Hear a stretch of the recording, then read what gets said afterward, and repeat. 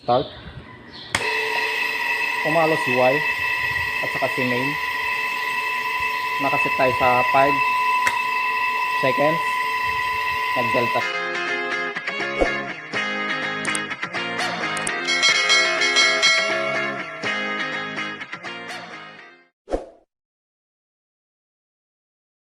Good day mga bro. Welcome sa ating YouTube channel. Ito yung ating part 2 ng ating Y Delta motor control. So ito yung ating last video natin na ginawa natin na control. Ito siya. Ito. So ang gagawin naman natin ngayon itong power circuit. Ito siya. Ito yung power circuit. At i-demo natin kung paano aandar yung motor. So ayan, gumamit lang tayo ng motor na 3-phase. At saka ito yung kanyang 3-phase power supply. 220 siya mga bro. So ito mga bro, 6 lead siya, 6 lead. Hindi naman siya talaga pang Y Delta, kaso nga lang pwede siya pang lang natin, pang demo lang natin kung talagang totoong aandar. So ito mapapansin nyo, ito yung kanyang nilagay ko para mapapansin nyo kung iikot siya. Yan. So umpisaan na natin mga bro ang ating pag wiring ng ating power circuit. So ito mga bro, ito yung naunang ginawa natin dati, nung unang part 1 ng ating video, yung ating motor control Y Delta power control, motor control mga bro. Ang gagawin natin ngayon is itong power circuit. Itong power circuit, bali ito na gumagana na yan bro. Ito na yung wirings. Dito na lang tayo magwa-wirings. So ayan. So, kagaya ng sinabi ko noon, dito ko na nilagay yung kanyang overload. Dito, sa after ng main contactor. So, ayan na. Hindi na siya dito. Hindi na siya dito. Dito ko na lang ilagay. Ayan. Ito. Pwede rin bro. Pwede rin dito. Ayan. So, ayan. Umpisa na natin yung ating pagwa-wirings. Ang ating power circuit. Ayan. Ayan. Kita ba? Sige. Bali ito bro, pagmula sa eto, bali naka-wire na yan bro. Susundan lang natin. Ito yung line 1, line 2, line 3. Ito, yan. Sa load side ng ating breaker. Line 1, line 2, line 3. Ito yung ating line 1. Pupunta dito sa may, eto mga bro, ito. Punta siya rito sa, makikita nyo naman bro, may naka-indicate siya na line 1, line 2 at saka line 3. Yan. So ito yung line 1 natin. Punta dito sa line 1, line 2. Ito yung line 3 natin. Ito, naka-wired na siya. Yan.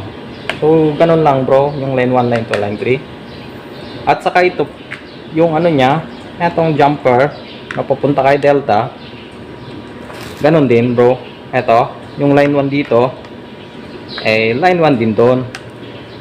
Yan. Yung line 2, line 2. Yung line 3 natin, line 3 natin doon. So, ganyan lang siya. Line 1, line 1, line 2, line 2, line 3, sa line 3. So, may naka-indicate din dyan na marking. So, dito naman kay Y, mga bro, ito yung kanyang Y. Yan. Bali, naka-short siya doon sa sa taas, sa line 1, line 2, line 3, naka-short. So ayan kikita mo. Yan. Naka-short siya dito sa line 2, line 3, from line 2 to line 3, short siya. Yan. Ito siya, ito naman yung kanyang delta. Ayan line 1 to line 1. Yan. Yun. Line 3. Yan. So, tapos na natin dito sa ating load side. Line side. Dito naman ngayon tayo sa load side. Ito yung load side. Dito kay delta papunta kay Y, ito siya. Yung line 1 natin, yung line 1, ito yung line 1 natin. Pero hindi line 1 yung naka-indicate dito sa ating load side ng ating contactor. T1 ang nakalagay. T1, T2, T3. Ayan. Yan. T1. Yung T1 natin, yung T1, ito. Yung T1 ni delta, papunta kay T3. So, ito. Punta dito kay T3. Ayan siya. T3 ng Y. Ito naman si delta, yung kanyang T2 delta, T2 is T2. Ayan. Yung delta natin na T1 ay T3 pupunta kay T1. So, yun. T3 pupunta kay T1 ng Y. Ayan. Ayan. So, tapos na dito mga bro. Ito yung ating motor. 220. 6 leads out. Nilagyan ko na siya ng marking. So, mapapansin nyo mga bro. U1, D1, saka W1. Ito yung ating tagging dito sa motor. So, ito yung kanyang windings. Ito yung kanyang pag nag-Y siya. Y delta connection. Ito. Pagpapalo yung M at saka Y, ito siya. Mag-short yung U2, V2 at saka W2. So, ito yun. Mag-short. Pag nag-delta na siya, ito na siya.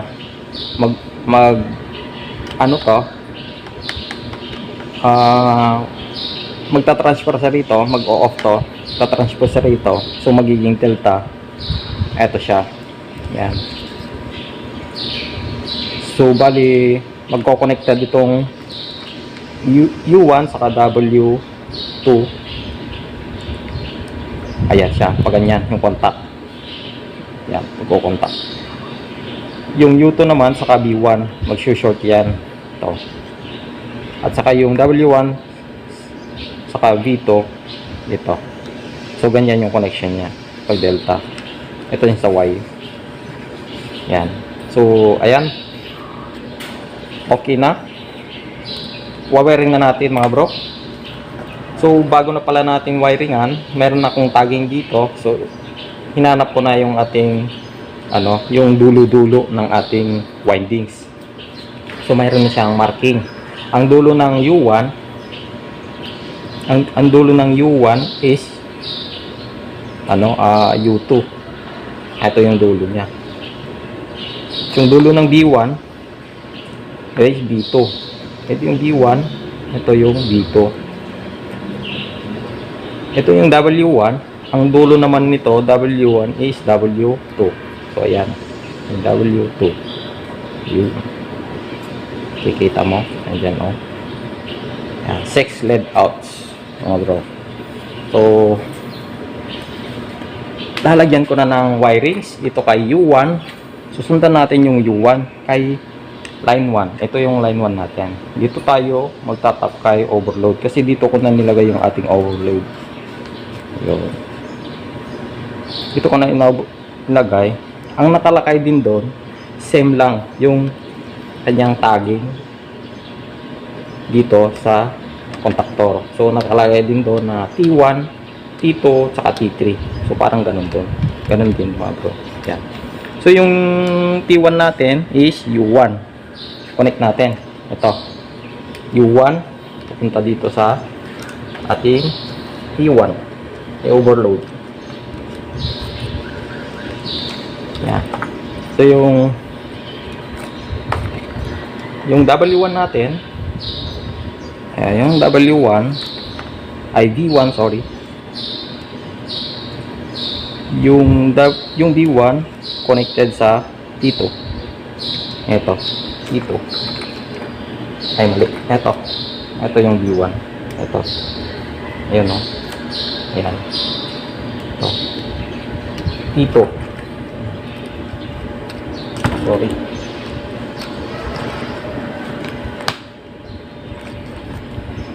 Yung ating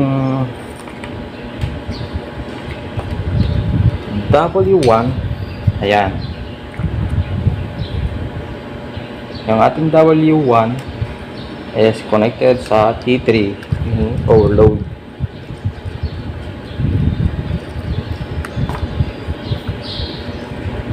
So, ayan. Tapos na natin dito. Dito naman tayo. Ito. Ito kay ano W2, U2 at saka V2. So madali lang naman to mga bro. Ito si W2, hanapin natin yung W2. Ito siya. So kung saan siya naka-connected. Ayan, W2 connected siya sa line 1 mga bro. Sa line 1 sa T1. Ito U2 sa T1. Ito ni delta. Ayan. Sa line 1. Yun. Ito naman si V2. Si V2. Ayan, V2. Tignan natin yung V2. Ito siya. Sa line 3 siya mga bro. Sa T3. Line 3. T3. Kay delta. Line 3. Ito siya. Sa line 3.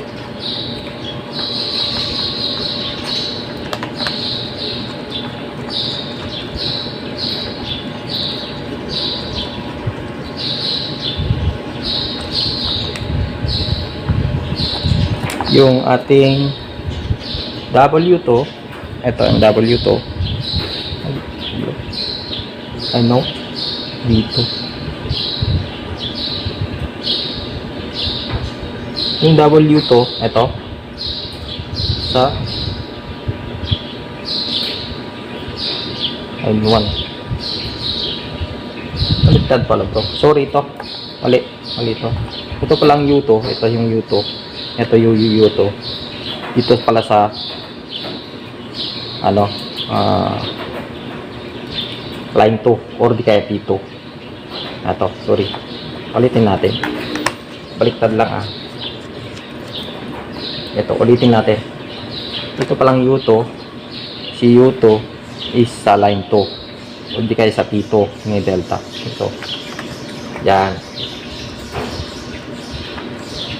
Yun.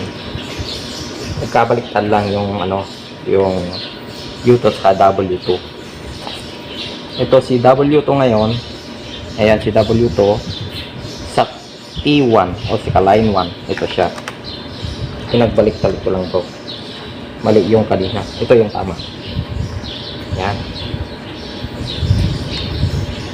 Yan. Double check natin yung W2 natin. Pupunta kay line 1. Ito W2 kay line 1 o T1. Ay yung B2 natin. B2. Ito siya sa line 3. T3 o line 3. Ito siya. Line 3. Ayan o. Ayan. Ito. Line 3. Yung ating U2 connected siya dito sa line 2. Ayan. Line 2 o di kaya T2. Ayan. O ayun mga bro, okay na yung ating wirings. Ayusin na lang natin para maganda naman tignan. Yan. So ayos na.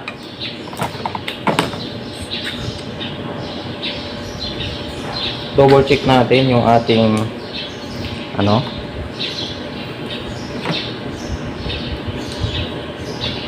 wirings. Yung wirings pala nito bro, ito, yung U1. Ito yung U1 natin. Nakikita mo yung tester. Ito. Ayan, tester natin. Yung U1 natin, pansin mo yung U1 natin. Ito yung U1. U1, ayan. Yung dulo nun sa U2. U1, yung dulo niya U2. So, yung U1 natin, yung dulo niya, ito, U2. So, ayan siya. Yan yung dulo niya ng windings sa loob ng ating motor. Yan. Yung ano naman, yung D1 naman sa dito. Ito yung D1 at Saka ito yung dito. Ayan. Kita mo yung dulo. Dulo. Tapos yung W1 natin sa eto W1, W2. Ito yung dulo niya. Ayan. Yun o. So, ayan. So, dulo-dulo lang bro yung titignan natin. Kaya wala dyan. Ayan. Sa dulo-dulo lang. So, ganyan. Dulo-dulo. So, ayun na mga bro. Pwede na nating paanda rin. Titignan natin kung maandar ba yung ating motor Y Delta. Pag ganito kaliit bro, kaya hindi na kailangan ng Delta. Pag ganitong kaliit na motor, ginagamit lang dito is reverse forward control at saka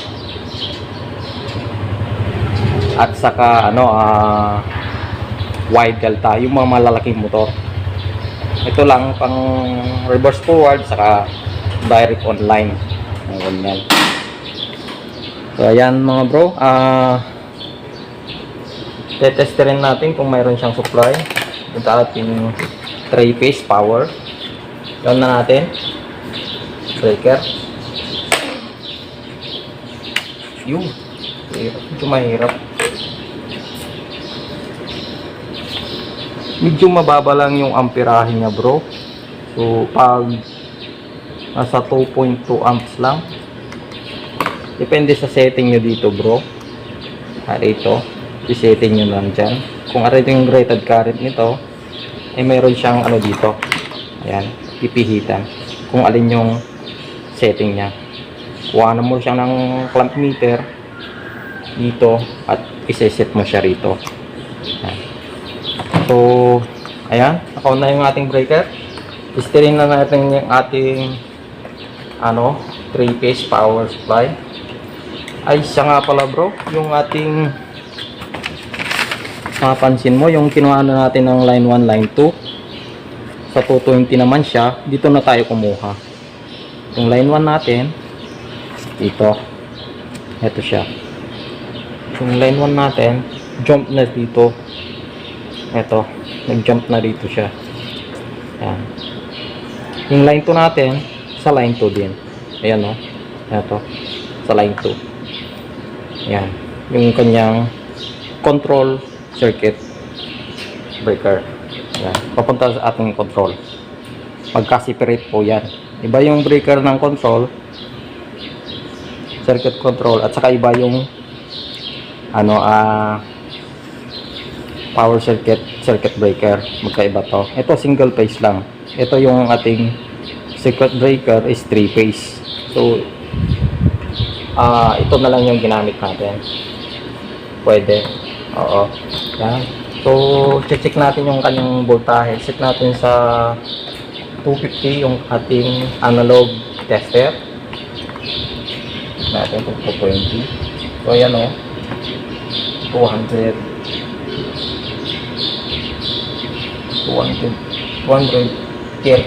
volts. Line to line 2. Ayan o, parehas. So ayan bro, testing na natin. Ito yung ating start. At titignan natin kung mag-ooperate siya.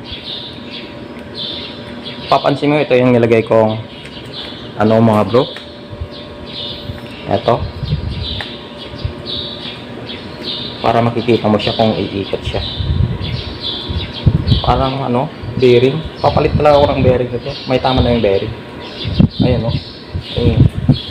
Pang test ko lang ito mga bro, para sa ating Y Delta motor control, para matest natin kung gagana itong circuit at saka yung ating power circuit. Yan. Try natin. Start. Pumalo si Y at saka si main. Nakaset tayo sa 5 seconds. Nag delta siya. Kung mapapansin nyo bro, umikot na siya. Kaso nga lang maingay kasi may tama na yung bearing, kaya kailangan palitan yung bearing. kaya may ingay. Ginawa ko lang pang testing. Ayan o, ikita mo. Naka-delta na siya, delta mode. So stop natin. Yan. Try natin ulit. Yan. Naka-Y. 5 seconds. Delta. Delta connection. So, mandar yung ating motor, mga bro. Clockwise. At okay naman yung ating wiring. So, ano lang mga bro, yung ating pagwa-wiring ng ating power circuit. Ito yung ating part 2 ng ating Y delta motor control.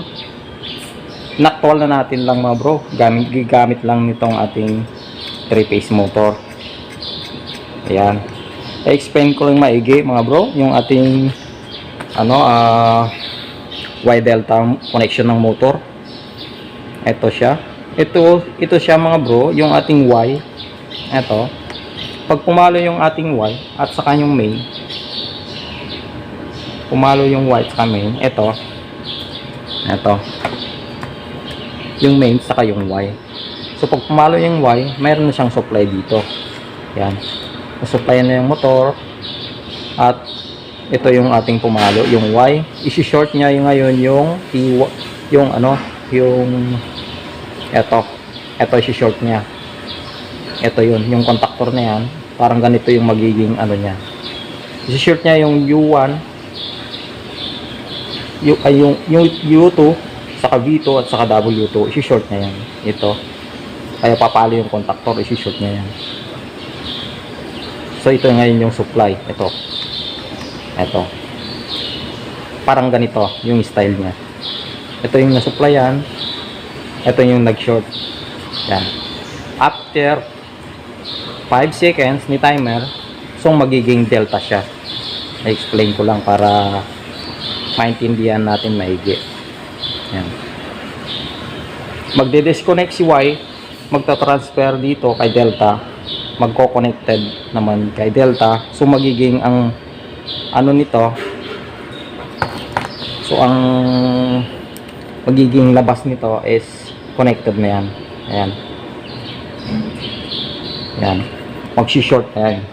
So maghihiwalay naman ngayon yun, hindi siya under yun. Ito naman yung papalo na contactor sa ating delta. So mag-open na yon. Ito naman yung papalo ngayon. Ito yung ngayon susupplyan niya, yung line 1. Kaya mapapansin mo, yung line 1 sinupply niya yung W2. So ito yun, yung U1 at saka U2. Yun yun ang line 1 natin. Nag-short yun, parang ganyan. Short niya yun, tapos i-short niya yun, susupplyan niya. Ayan, so parang ganito yung style niya, connection niya. Ito. Ganon din kay U2 saka B1. Yung U2 natin, ito sa line 2 at saka B1. Ito yung line 2. Ito siya. Yan. Yung natin, line 3 natin, ito lang yung line 3. Ito yung line 3 sa V2 at saka W1. So yun yung line 3 natin. Yan, W1 at saka V2. Yung line 3 natin, ayun papansin mo yung line 3 andun sa line 3 din. So ito siya, ito ayun sa ba, ito yung line 3 natin, W1 V2. So i-try natin ulit mga bro. Ayan, umandar yung ating motor. Pasensya na mga bro kasi medyo maingay. Papalitan ko yan ng bearing para maganda-ganda. Ayan yun, na siya, delta connection na yan, delta mode. So ayun bro, ganun na lang bro at ating tutorial ngayong araw. Sana makatulong dito sa ating mga baguhan pa lang, yung mga babaguhan pa lang na maging electrician, makakatulong sa inyo to. At sa mga kahit di naman electrician, nagmamarunong lang, ay kayang-kaya naman tong pag-aralan. Basic tutorial lang. Ayun mga bro, at ano pala mga bro, sa susunod nating video, abangan nyo ang ating susunod na video, yung gagawa ako ng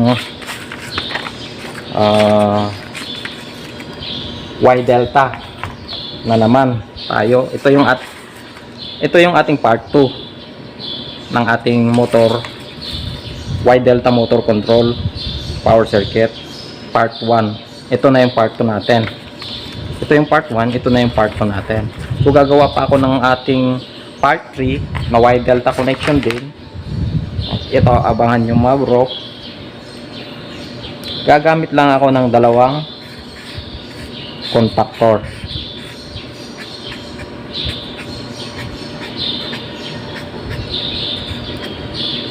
Ayan, Y delta. Manong?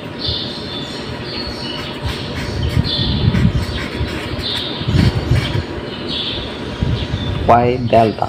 Ayan. Sorry. Angit.